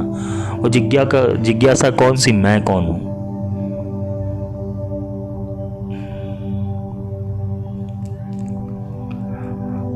ये पृथ्वी तत्व का प्राधान्य करती है। सर्वप्रथम द्वैत का अनुभव वो पृथ्वी तत्व में अनुभूत होता है। द्वैत यानी मैं अलग हूं, मैं सबसे अलग हूं, मुझे किसी कारण से ये जन्म लिया हुआ है, मुझे किसी चीज की खोज है, मैं किसी चीज की प्राप्ति करना चाहता हूं, एक ऐसी चीज की प्राप्ति जिसके मिलने के पश्चात मैं एक शांति की अवस्था में चला जाऊं। खोजी हो तो तुरंत मिल जाओ पल भर की तलाश में। वो खोज लगानी, वो डुबकी लगानी है। वो डुबकी लगाने का जो साहस देगी वो भैरवी देती है। और ये द्वैत के लिए ये भैरवी भयानक भी है, क्योंकि तुम वो अस्तित्व के उस छोर पे जाना चाहते हो जहाँ कितनी सारी ऊर्जाओं से, नेगेटिव ऊर्जाओं से तुम्हें लड़ना है। साधना का जो क्षेत्र है वो बृहद है, और साधना का अगर क्षेत्र देखने जाए तो बिंदु समान भी है। बिंदु समान उसके लिए है कि जो समर्पित है, और विशाल उसके लिए है कि जो अपने भीतर परिवर्तन लाने से डर रहा है। वो ऊर्जाओं का अस्तित्व स्वीकार करने के लिए अपने मन को तैयार नहीं करता। उसके लिए ये बृहद है, क्योंकि मन तो अनेक संस्कार जनित है, अनेक विचार जनित है। वो तो तुम्हारे भीतर अवरोध करेगी ही। ये अवरोध का जो द्वंद्व है वो समाप्त करने के लिए भैरवी की ऊर्जा वो आवश्यक है। 10 महाविद्या के भीतर 2 नाम है, वो एक त्रिपुर भैरवी, एक त्रिपुर सुंदरी। दोनों के बीच वो समानता देखने को मिली है। ये एक ही शक्ति के 2 स्वरूप है, 2 चेहरे हैं। अव्यक्त शक्ति वो त्रिपुर भैरवी और व्यक्त शक्ति वो त्रिपुर भैरवी। अव्यक्त शक्ति वो त्रिपुर सुंदरी और व्यक्त शक्ति वो त्रिपुर भैरवी है। यानी देखने जाए तो दोनों शक्ति त्रिलोक, त्रिपुर और त्रिभुवन के ऊपर आधिपत्य चलाती है। एक अव्यक्त त्रिपुर के ऊपर, जिसे जागृत, अर्ध जागृत और सुषुप्ति कहते हैं, और बाकी जो त्रिपुर सुंदरी, त्रिपुर भैरवी है वो काल के ऊपर, समय के साथ चलने वाली। इसलिए भैरवी और काली के अंदर समानता देखने को मिली है। एक नीचे जो तुम्हारा काल क्षेत्र है और एक तुम्हारा अव्यक्त क्षेत्र, ये दोनों की जो शक्तियां है वो त्रिपुर सुंदरी और त्रिपुर भैरवी है। स्थूल सूक्ष्म कारण की जो शक्ति है वो त्रिपुर भैरवी, और जागृत, अजागृत और सुषुप्ति की जो शक्ति है वो त्रिपुर सुंदरी है। त्रिपुर भैरवी और त्रिपुर सुंदरी एक व्यक्त है और एक अव्यक्त है। एक एहसास है तो दूसरा वो व्यक्त रूप से तुम उसे देख सकते हो और समझ भी सकते हो।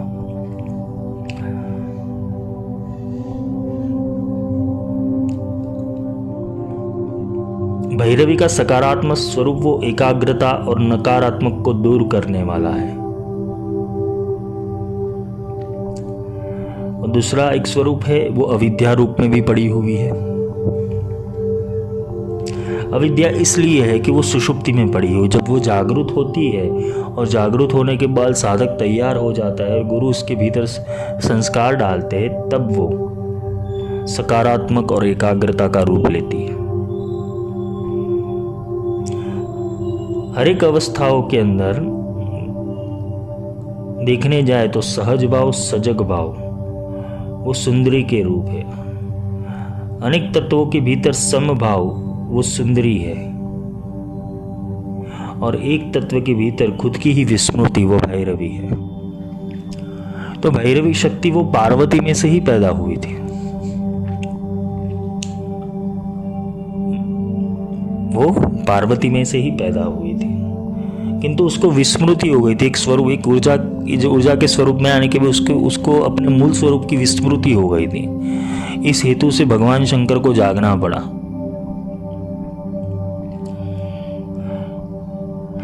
जब महाकाली में यह भैरवी शक्ति थी, क्योंकि उसको एक संकल्प से चलना था कि सबको काटना है, तो सबको काटते काटते पूरे ब्रह्मांड का विनाश करते थी। तो ये भैरवी शक्ति जब महाकाली के अंदर प्रवेश हुई, काल के साथ वो भैरवी जुड़ गई, तो सारी चीजों का विनाश करने लगी। तो भगवान शिव वो महाकाली के सामने लेट गए और उनके वक्षस्थल के ऊपर जो विस्मृत हो चुकी विद्या थी उसका पैर पड़ा। तो जब महाकाली में से भैरवी शक्ति निकल गई, तब जाके महाकाली को अपने अस्तित्व का ज्ञान आया कि नहीं, मैं शिव के हेतु से चलने वाली विद्या हूं। ये बहुत सम्यक ज्ञान है अगर समझ गए तो, क्योंकि भैरवी वो फोर्स है, वो ऊर्जा है, वो अग्नि है, वो सबको जला डालती है। किंतु किसको जलाना है, किसको नहीं जलाना है, इसका ज्ञान नहीं है। इसलिए ज्ञान जब बीच में आता है तब भैरवी शक्ति रुक जाती है, महाकाली शांत हो जाती है। वहां पर जो रौद्र स्वरूपा थी वो सौम्य स्वरूपा हो जाती है, अपने पुनर् पार्वती स्वरूप में आ जाती है। भैरवी यानी पृथ्वी तत्व मूलाधार से जुड़ी हुई, सुंदरी यानी आकाश, यानी वो सहस्त्रार से जुड़ी हुई है। ये दोनों के बीच में ये दो तफावत है। भैरवी का शरीर के अंदर स्थान देखने जाए, भैरवी और कुंडलिनी अगर देखने जाए तो दोनों ही पर्यायवाची शब्द है। भैरवी का स्थान वो मूलाधार चक्र में है, उसकी जागृत अवस्था वो हमें परिशुद्ध बना देती है। कुंडलिनी ऊर्जा का जागरण, अगर साधक के अंदर ज्ञान नहीं और कुंडलिनी ऊर्जा का जागरण हो गया तो कुंडलिनी वो विस्फोट भी कर सकती है, और साधक वो शिवमय हो गया तो कुंडलिनी ऊर्जा उसको पूर्ण रूप से सजागता दे देती है, परिशुद्ध बना देती है।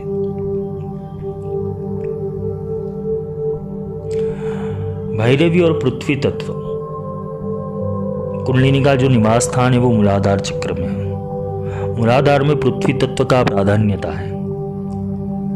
जैसे वो ऊपर चढ़ती है और आकाश में सहस्त्रार को मिलने के लिए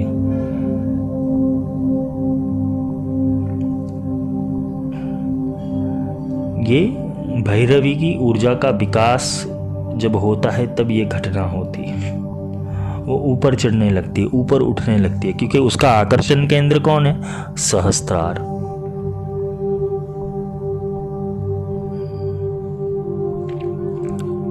अगर देखने जाए तो पृथ्वी तत्व पृथ्वी खुद अवकाश में है। इसका अर्थ ये भी है कि सर्वम खलविदम ब्रह्म, ब्रह्म चारों ओर है, वो ज्ञान चारों ओर है, और पृथ्वी सेंटर में है।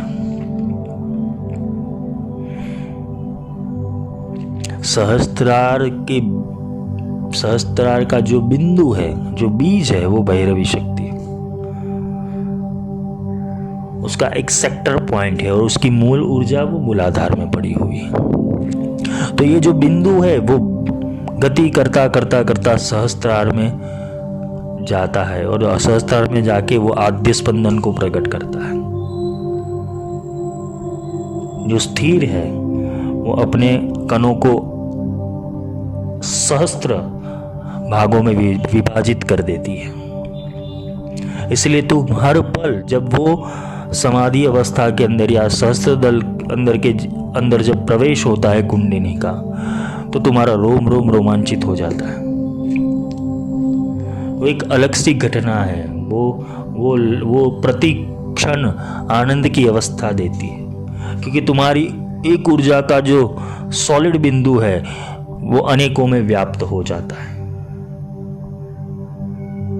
इसे ही संभोग बोला गया है। पंचमाकार में इसको ही संभोग बोला गया है। शरीर के संभोग से तुम 5 सेकंड या 10 सेकंड का आनंद प्राप्त करते हो। वो एक सूक्ष्म अवस्था है आनंद की, किंतु जब वो जो पूरा फोर्स है, इसके अंदर प्राण ऊर्जा, काम ऊर्जा, सब ऊर्जाओं का वहन ऊर्ध्व रेत हो जाता है और वो सहस्त्र दल को भेदन करता है। वहां जो तरंगे उत्पन्न होती है, वहां जो वाइब्रेशंस उत्पन्न होता है, जिससे तुम्हारा पिंड वो रोमांचित हो जाता है।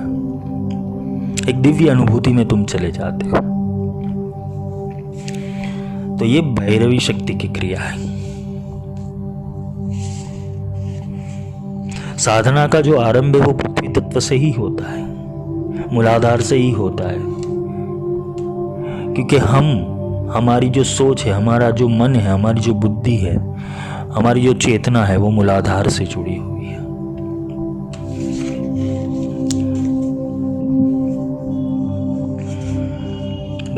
भैरवी का जो स्वरूप है और उसकी जो साधना है, भैरवी वो तपस और अग्नि के साथ संबंध रखती है।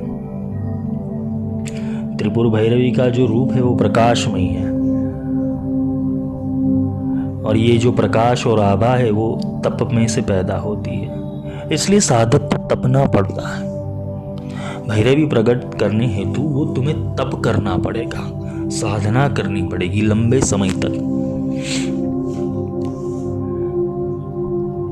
ये अग्नि और तप से ही सारी नकारात्मक जो शक्तियां है वो जल के भस्म हो जाती है। साधक वो पवित्र और सत्वशील हो जाता है। साधक एक एक योनि या एक एक जन्म के ऊपर वो विजय प्राप्त करने लगता है।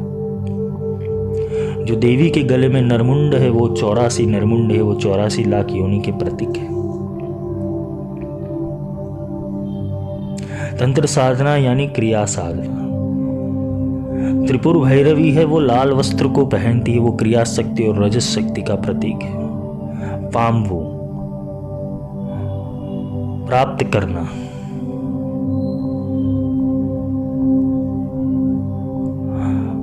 करना, वो रजोगुणी इच्छा शक्ति का प्रतीक है। किसी चीज की प्राप्ति करना, किसी चीज को प्राप्त कर लेना, अनुभूत कर लेना।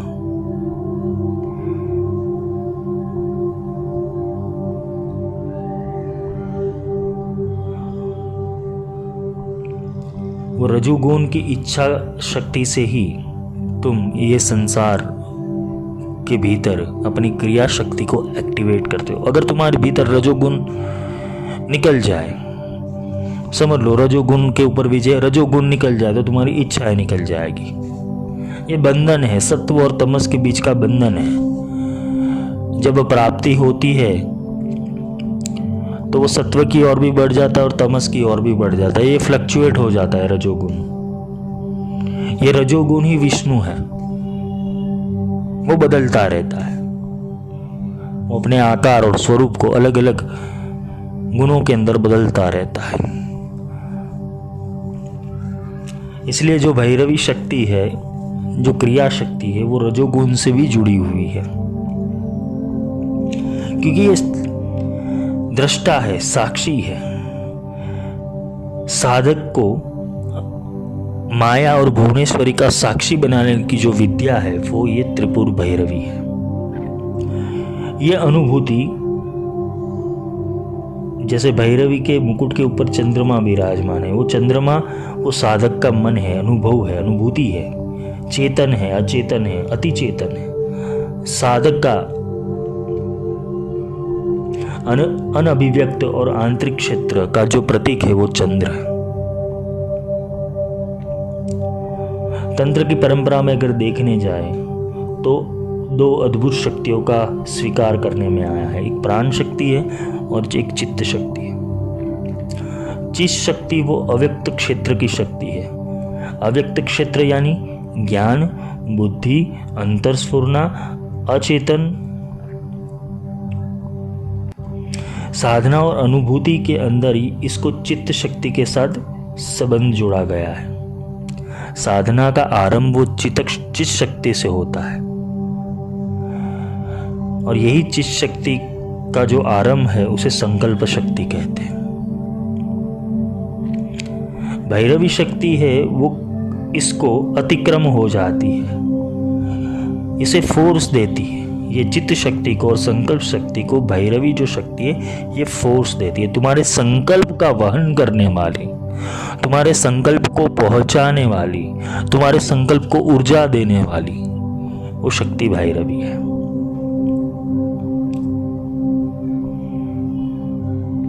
जो प्राण शक्ति है उसका तुम साधना हठ योग से कर सकते हो, किंतु जो चित्त शक्ति है, चित्त शक्ति को राजयोग से जीता जाता है। वो ज्ञान के माध्यम से जीता सकता है, क्योंकि तुम्हारा चित्त ही आंदोलित होता रहता है। प्राण के ऊपर तो तुम कंट्रोल कर भी लोगे, किंतु चित्त का क्या करोगे? तो चित्त को स्थिर करने हेतु तुम्हें ज्ञान प्राप्त करने की जरूरत है। साधक ये तीनों अवस्था के भीतर से पसार होता है। मानसिकता के उसका पार ही साधना होती है। जब तक मन है तब तक तुम्हारे भीतर साधना का कोई उसे क्या कहते हैं कि साधना का कोई रंगमंच नहीं बनता। मन के उस पार ही वो साधना का, क्योंकि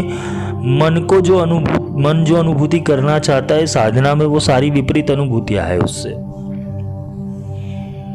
मन ऐसा सोचता है कि पीछे से प्रकाश आए, पीला रंग दिखाई दे, देवी के सहस्त्र बाहु दिखाई दे, देवी को आभूषण युक्त दिखाई दे, देवी मुंडमाला पहनी हुई दिखाई दे, किसी राक्षस का वध करती हुई दिखाई दे। ये मन की कल्पना है और असलियत में साधना मन के उस पार है। ये सारी ऊर्जाएं है। ये जो जितने भी घटनाएं हो गई, शुंभ निशुंभ, चंड मुंड, रक्त बीज, महिषासुर, ये सारे दुर्गुण हमारे भीतर ही पड़े। ये सारे राक्षसों को वध हमें ही करना है। ये हमारी भैरवी शक्ति, ये हमारी दुर्गा शक्ति उसका वध करती है। ये अवस्था है सारी।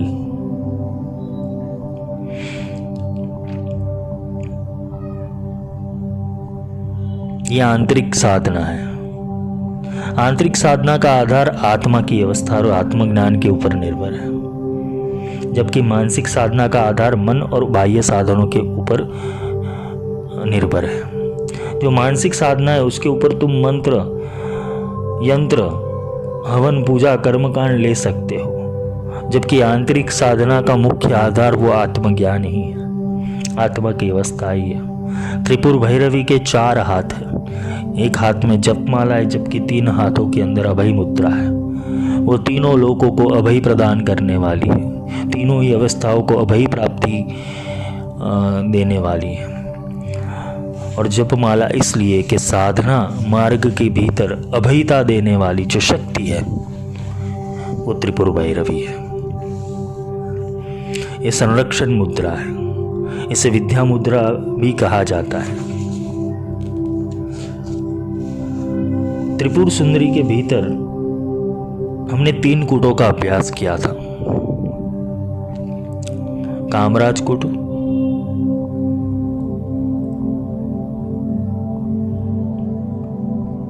वाग्भव कूट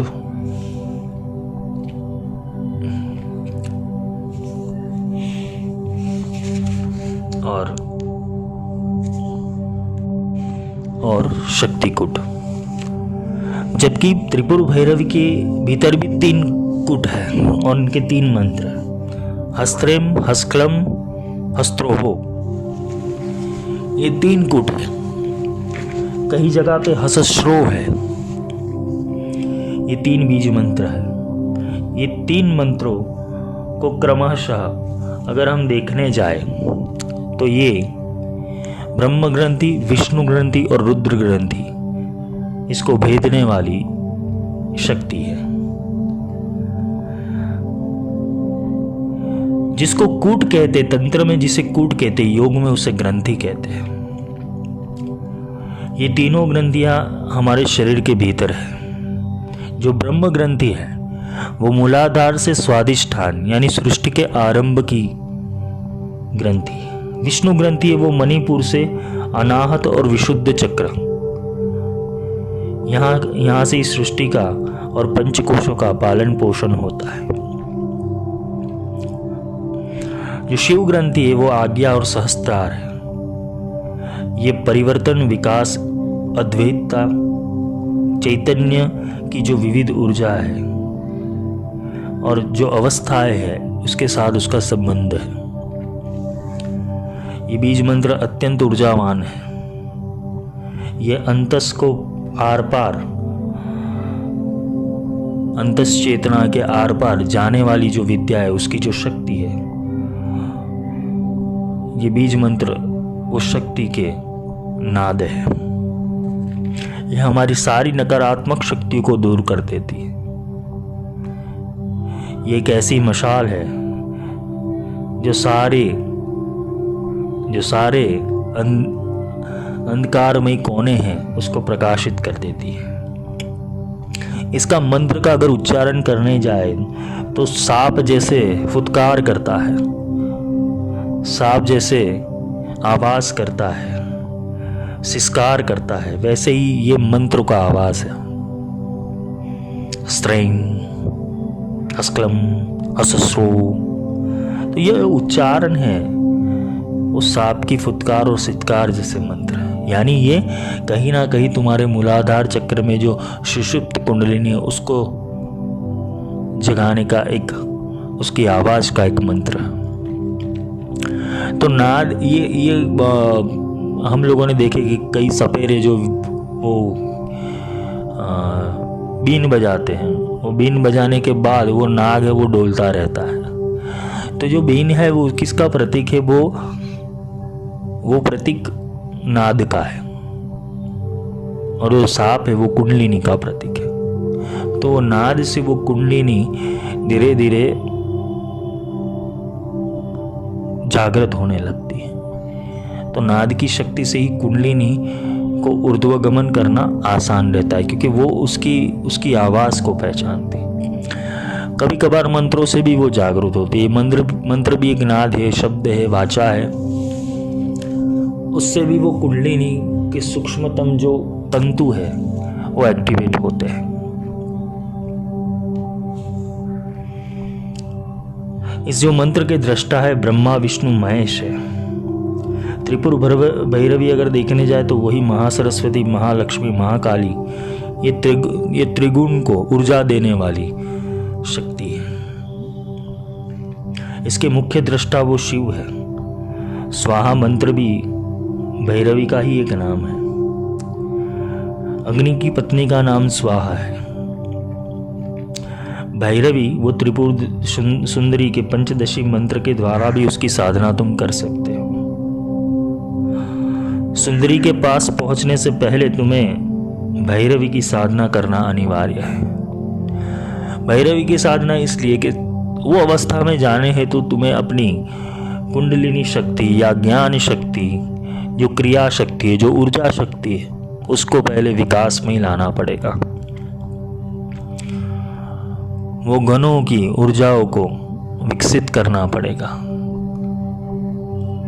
तुम्हें एक जिज्ञासा, तपसा ज्वलंती के भीतर तुम्हें प्रवेश करना पड़ेगा। अपनी चिदग्नि कुंड संभूतों को प्रज्वलित करना पड़ेगा। तभी जाके तुम वो महामाया, महात्रिपुर सुंदरी, वो श्री विद्या की तुम प्राप्ति कर सकते हो। सहस्त्रार में जो प्रवेश है वो हमें मूलाधार में से ही मिल सकता है। आकाश को प्राप्त करने हैं तो तुम्हें शुरुआत पृथ्वी से ही करनी पड़ेगी। भैरवी की ध्यान की अगर श्रेष्ठ विधि देखी जाए तो अपने भीतर जो प्रकाश और चेतना है, अंत प्रकाश है, वो संपर्क भैरवी से करवा देता है। अंतर प्रकाश और अंतर ध्वनि वो समानांतर है। तपस से भैरवी को आत्मसात की जा सकती है, तप से, साधना से। हमारी जो क्षतियाँ है, दुर्गुण है, नकारात्मक सोच है, वो सारी चीज़ें ये तप से जला देनी पड़ती है। इसे ही प्रतिप्रसव बोलते हैं, नया जन्म लेना। ये रोज यज्ञ करना पड़ता है, इसको रोज अपने दुर्गुणों की आहुति डालनी पड़ती है, वो तपना पड़ता है, वो सीखना पड़ता है, वो साइकिल में बैठना पड़ता है। तप का अंतिम शिखर है वो मौन है। मन संपूर्ण रूप से निवृत्त हो जाता है। सजागता और सभानता के भीतर, ज्ञान के भीतर ये सारे विचारों को जलाकर भस्म कर देना पड़ता है, और तभी तुम परिशुद्ध सत्व स्वरूप और चैतन्यमय बन पाओगे। और यही वो भैरवी को आत्मसात करने की स्थिति है। साधक की सजागता वो भैरवी का संपर्क सेतु है, ये समझ लेना। जितना साधक सजाग होगा उतना वो भैरवी के करीब है। भैरवी साधना के भीतर बाह्याचार भी एक विधि है, जिसके भीतर साधक होम, हवन, वेदाचार ये सब करता है। ये होम और हवन हम आंतरिक भी बना सकते हैं, जिससे हम अज्ञान, अंधकार और अहंकार और अस्मिता को होम करके उसका हम यज्ञ कर सकते हैं, और हमारी इंद्रियों को, हमारे देवताओं की जो शक्तियाँ है उसको हम वापस प्राप्त कर सकते हैं।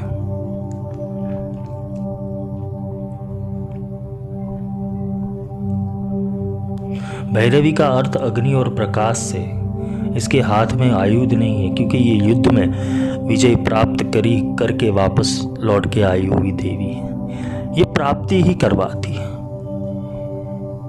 ये सर्वस्व विनाश होने के बाद जो अंतिम बोध अवस्था रहती है, ये बोध की प्राप्ति ही करवाती है। ये साधना की विद्या है, ये साधना की ऊर्जा है। इस हेतु से ही वो प्रकाश और अग्निमयी देवी है, जो साधक के जीवन में भी प्रकाश का पथराव कर देती है, प्रकाश को ले आती है, ऊर्जावान बना देती है, ज्ञानमयी बना देती है। भैरवी का अगर विविध परिमाण देखने जाए तो भैरवी वो जगत का मूल कारण है। भैरवी यानी योगेश्वरी, उमा, जो शिव के मार्ग को अवरोध कर देती है। जब 10 दिशा के अंदर 10 देवी के दर्शन होते थे, भगवान शिव को हुए थे, तब पार्वती ने जवाब दिया था, अहम तो भैरवी भीमा शंभो माम त्वम अभयम कुरु, कि हे शिव, मैं स्वयं भैरवी स्वरूप हूँ जो तुम्हें अभय प्रदान कर रही हूँ। इसलिए यही मानने में आता है कि जो पार्वती है वही भैरवी है। मैंने उसका उल्लेख आगे भी किया। भैरवी का उपयोग घोर कर्मों में होता है। इसके ध्यान का उल्लेख वो सप्तशती के 3 अध्याय में महिषासुर वध का जो प्रसंग आता है उसके अंदर भी है। इसके अनेक परिमाण और अनेक कार्य हैं। भैरवी वो परावाक रूप से है। परावाक यानी शब्द, उसका आदिम स्वरूप, आदि ऊर्जा, जो परिशुद्ध अग्नि रूप से है। शब्द यानी परावाक, एक स्तंभ, और इसका जो परावाक है वो कैसा है? वो तलवार जैसा है। तलवार यानी अज्ञान को काटने वाली ज्ञान की तलवार। इसके ज्ञान से, इसके ध्यान से तुम अज्ञान को दूर कर देते हो, मोह को दूर कर देते हो, जंजालों को दूर कर देते हो। भैरवी का जो आधिपत्य है वो तन्मात्राओं के ऊपर है। भैरवी यानी अस्तित्व का संकल्प। भैरवी यानी दुर्गा, जो सारी मुश्किलों का सामना कर सकती है। इसका आयुध शब्द और प्रकाश है, ज्ञान और अनुभूति है। वाक के साथ भैरवी और तारा का संबंध है। तारा यानी पश्यंती वाक और भैरवी यानी परावाक। भैरवी वो सूक्ष्म और सत्वशील है। जब वाक वो अति शुद्ध से परम शुद्ध बन जाती है तब तारा वो भैरवी हो जाती है। जब शब्द वो प्रकाश हो जाता है तब वो भैरवी, वो तारा वो भैरवी हो जाती है। भैरवी एक आदि स्पंदन है, आदि शब्द है, जो एक बिंदु के रूप में वो सघन होके अपने मूल अस्तित्व को टिकाए रखती है। और ये मूल अस्तित्व तक पहुंचने के लिए जो ऊर्जा हमको प्रदान करती है वो भैरवी करती है। इसके हेतु तुम्हें तप करना पड़ेगा, साधना करनी पड़ेगी।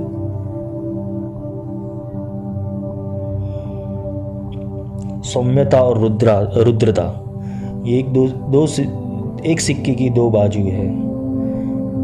स्वर्ग को पहुंचने से पहले तुम्हें पृथ्वी को पार करना पड़ेगा। सुंदरता को प्राप्त करने हेतु तुम्हें अपने भय को पार करना पड़ेगा। सुंदरता वो शीतलता है और छाया में प्रवेश करने हेतु तुम्हें अग्नि को सहन भी करना पड़ेगा। पहले तपना पड़ेगा। भैरवी क्या सिखाती है? पहले तपना पड़ेगा, अपने दुर्गुणों को निकालना पड़ेगा। तुम्हें सत्व होना होगा और सत्व होने के बाद तुम एक अचिंत्य मौन के भीतर प्रवेश कर पाओगे। भैरवी के 3 चेहरे हैं, एक अग्नि, विद्युत और सूर्य। यही अस्तित्व के 3 विस्तार है, पृथ्वी, वातावरण और स्वर्ग। अग्नि, विद्युत और सूर्य, ये तीनों विस्तार के भीतर भैरवी के कुछ सूक्ष्म अंश हैं। देवी महात्म्य में अगर देखने जाए तो विविध अशुभ तत्वों को जो हराने वाली विद्या है वो भैरवी है।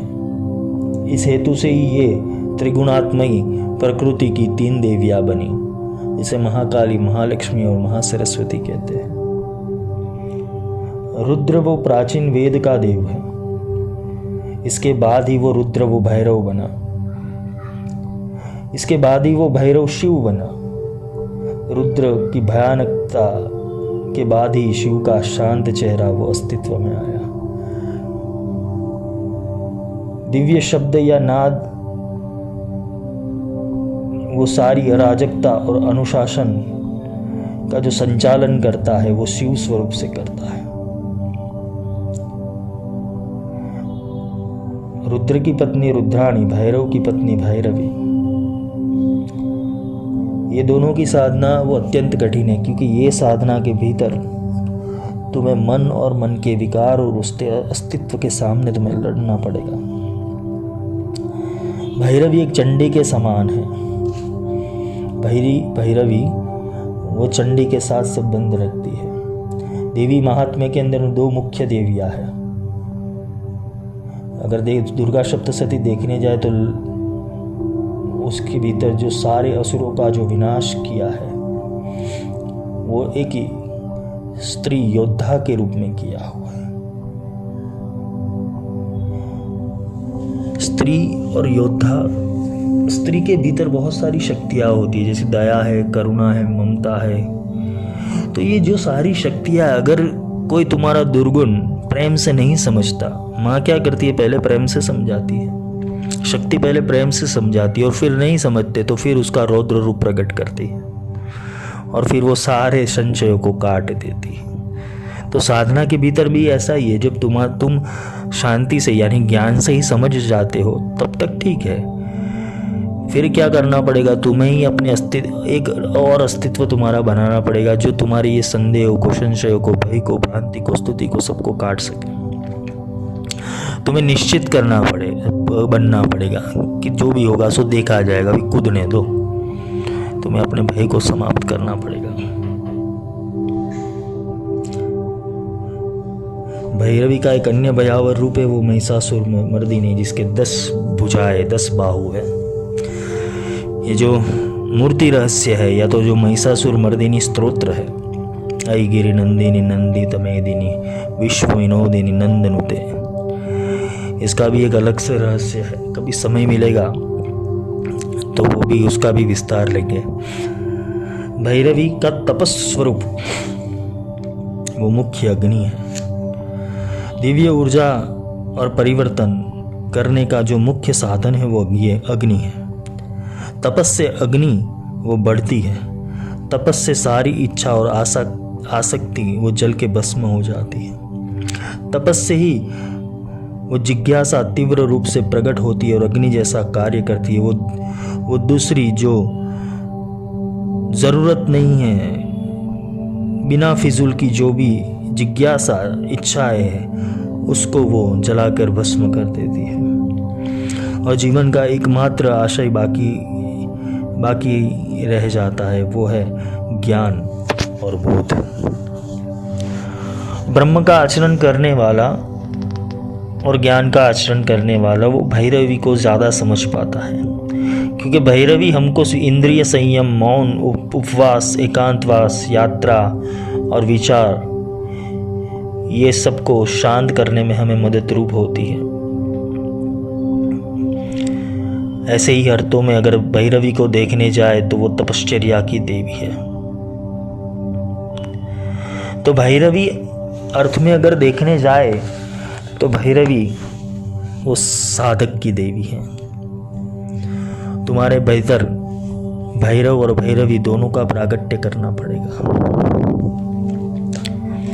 और ये प्रागट्य होने के बाद ही तुम साधना के उस क्षण में प्रवेश करोगे जहां तुम्हें तुम्हारे एक तमस गुण को काटकर और रजोगुण को काटकर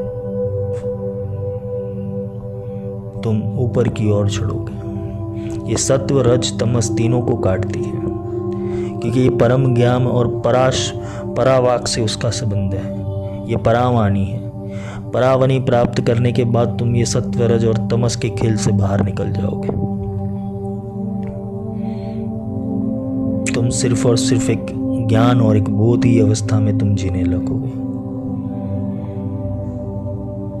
भैरवी वो युद्ध की देवी है। तुम्हारे भीतर हर रोज युद्ध हो रहा है। तुम हर रोज एक युद्ध के अंदर ही जी रहे हो, चाहे बाह्य रूप से देख लो या साधना में आंतरिक रूप से देख लो। तुम्हें हर रोज अपने दुर्गुणों के साथ, अपने विचारों के साथ, अपनी अवस्थाओं के साथ युद्ध ही करना पड़ता है। माया के प्रति भी तुम युद्ध करते हो और आध्यात्म की प्रति भी तुम युद्ध करते हो। तुम्हें बैलेंस करना पड़ेगा और ये बैलेंस करने हेतु, इसके संतुलन के हेतु तुम्हें भैरवी का प्रागट्य करना पड़ेगा। साधना के इस क्षण को प्राप्त करने हेतु तुम्हें निर्भय होना पड़ेगा और निर्भय वही हो सकता है जिसके अंदर वो चिदग्नि कुंड संभूता जागृत है, जिसके अंदर वो जिज्ञासा जागृत है, जो वो किसी भी रूप या किसी भी मोल के ऊपर वो अपने साध्य को प्राप्त करना चाहता है, वो अपनी लक्ष्मी को प्राप्त करना चाहता है, वो अपने लक्ष्य की जो देवी है उसको प्राप्त करना चाहता है, वो अपने सारत्व की विद्या को अगर प्राप्त करना चाहता है, वो काल के ऊपर महा होना चाहता है, अतिरेक करना चाहता है, वो समय को, सार को और लक्ष्य को प्राप्त करना चाहता है, तो उसे भैरवी में से प्रसार होना पड़ेगा। उसे भैरवी से ही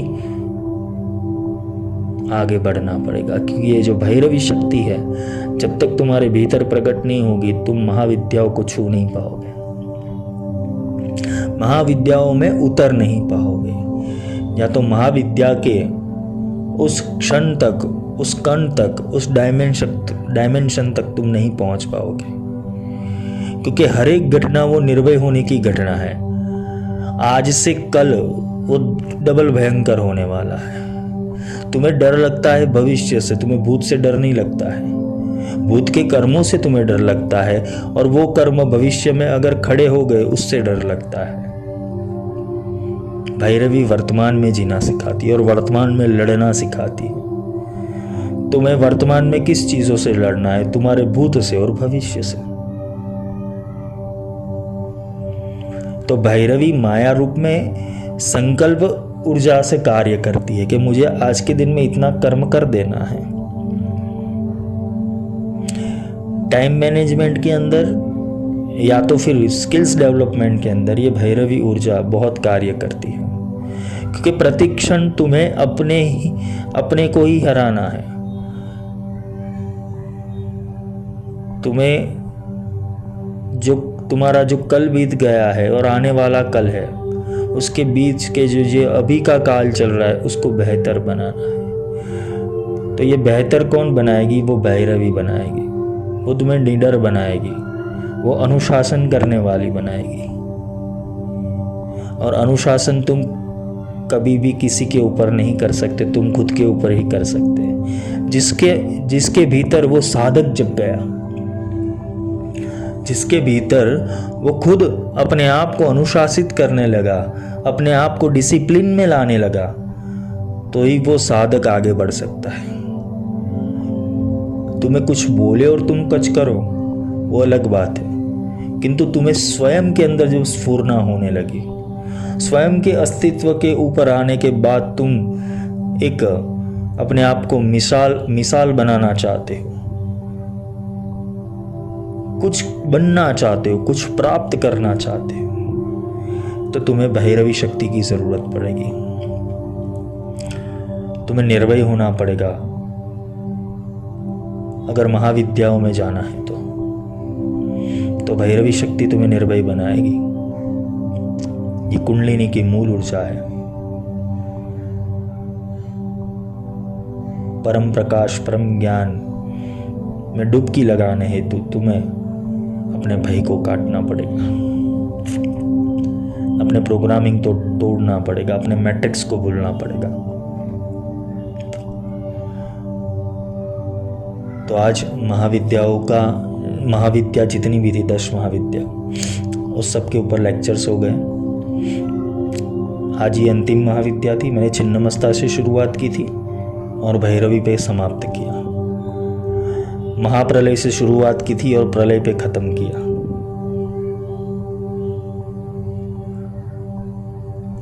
वो देवी ही करवाती है, वो ऊर्जा ही करवाती है, वो भगवती ही उसका विश्लेषण कर सकती है। मैं करने में या तुम करने में उस असमर्थ हो।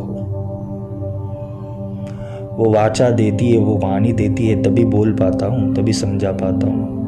और समझाने के लिए मैं तो क्या बोलूँ, एक सूक्ष्म कण ही समझा पाता हूँ, वो तो विराट अस्तित्व है। शायद मैंने ये बीज ही समझाया है, बट वृक्ष तो समझाया ही नहीं है, क्योंकि मैं भी असमर्थ हूँ। महाविद्या कोई समझा नहीं पाता। महाविद्या एक एहसास है, उसे जिया जाता है। वो ऊर्जा को अनुभूत की जा सकती है। समझना वो एक कार्य क्षेत्र तक अच्छा है, कि तुमने समझ लिया उसको, लेकिन जब पा लोगे तो तुम मौन हो जाओगे, अचिंत्य हो जाओगे।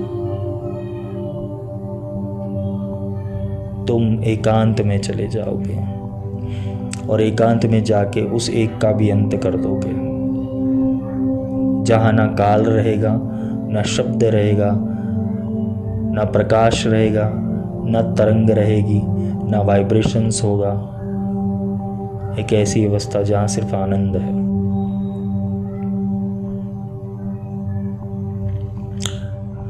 तो आज महाविद्याओं को हम नमस्कार करते हैं, 10 महाविद्या को, कि जिनकी कृपा से, जिनकी इच्छा से ये ज्ञान सब तक पहुंचा। और उन 10 ऊर्जाओं को, 10 महाशक्तियों को, 10 महाविद्याओं को हम प्रणाम करते हैं और उनको समर्पित होते हैं कि भाई ये इसके भीतर कहाँ पे त्रुटि हुई है वो मुझे भी नहीं पता। वो भगवती समझाती है, सिखाती है, उतना मैं विश्लेषण कर पाता हूँ। मैं असमर्थ ही हूँ, समर्थवान वो बनाती है। साधक भी असमर्थ ही है, वो समर्थवान साधक को वो ही बनाती है। वो सब उसकी लीला है, वो सब उसकी इच्छा है, वो सब उसकी कृपा है।